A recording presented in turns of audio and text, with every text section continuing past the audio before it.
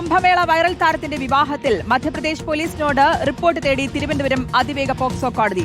MV. Govindan അടക്കമുള്ളവർക്കെതിരെ POCSO case എടുക്കണമെന്ന ഹർജിയിലാണ് നടപടി. May 20-നകം report നൽകണമെന്ന് മഹേശ്വർ സ്റ്റേഷൻ SHOക്ക് കോടതി നിർദ്ദേശം നൽകി. ഹരിമോഹനുണ്ട് വിശദാംശങ്ങൾ നൽകാൻ. ഹരി, എത്രത്തോളം പ്രതിസന്ധിയാക്കുന്നതാണ് ഈ കാര്യം എം.വി. ഗോവിന്ദൻ അടക്കമുള്ളവർക്ക്?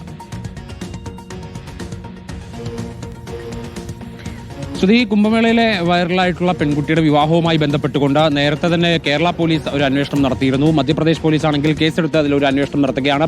ദേശീയ പട്ടികവർഗ കമ്മീഷന് മുമ്പിലും ഈ കേസുണ്ട്. അതിനിടയിലാണ് ഒരു സ്വകാര്യ ഹർജി തിരുവനന്തപുരം അതിവേഗ പോക്സോ കോടതിയിലേക്ക് ചെല്ലുന്നത്. ആ സ്വകാര്യ ഹർജിയിലെ ആവശ്യം എന്ന് പറയുന്നത് ഈ വിവാഹം നിയമവിരുദ്ധമായി നടന്നതാണ്. പ്രായപൂർത്തിയാകാത്ത ഒരു പെൺകുട്ടിയുടെ വിവാഹമാണ് നടന്നത്.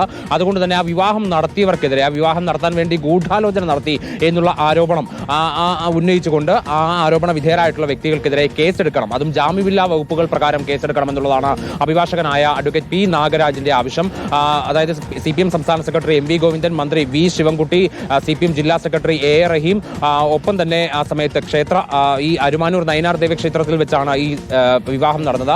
ആ ക്ഷേത്രത്തിന്റെ പ്രസിഡന്റ്, സെക്രട്ടറി, ഇങ്ങനെ 6 പേർക്കെതിരെ കേസെടുക്കണമെന്നുള്ള ആവശ്യമാണ് ഈ അഭിഭാഷകൻ മുന്നോട്ട് വെച്ചിരിക്കുന്നത്. അതായത് പോക്സോ വകുപ്പുകൾ, ബാലവിവാഹം, പട്ടികവർഗ അതിക്രമം തടയൽ അടക്കമുള്ള വകുപ്പുകൾ ചുമത്തണമെന്നുള്ളതാണ് ആവശ്യം.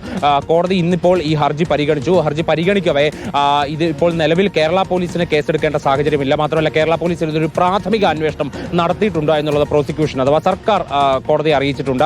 അതുകൊണ്ട് തന്നെ മധ്യപ്രദേശ് പോലീസ് ഇതിന് സമാന്തരമായി തന്നെ മറ്റൊരു അന്വേഷണം നടത്തുന്നുണ്ട്. അവർ അതിൽ കേസെടുത്തിട്ടുണ്ട്. അങ്ങനെയാണെങ്കിൽ അവർ അതുമായി ബന്ധപ്പെട്ട അവർ രജിസ്റ്റർ ചെയ്തിട്ടുള്ള കേസ്, ഒപ്പം തന്നെ അവരുടെ അന്വേഷണ വിവരങ്ങൾ എല്ലാം അടങ്ങിയ റിപ്പോർട്ട് മെയ് 20-ന്, അതായത് അടുത്ത ഈ ഹർജി വീണ്ടും പരിഗണിക്കുന്ന സമയത്ത് മെയ് 20-നകം മധ്യപ്രദേശിലെ മഹേശ്വർ പോലീസ് സമർപ്പിക്കട്ടെ എന്നാണ് മഹേശ്വർ സ്റ്റേഷൻ SHOക്ക് കോടതി നിർദ്ദേശം നൽകിയിരിക്കുന്നത്. ഹരിമോഹനാണ് വാർത്തയുടെ വിശദാംശങ്ങൾ നൽകിയത്.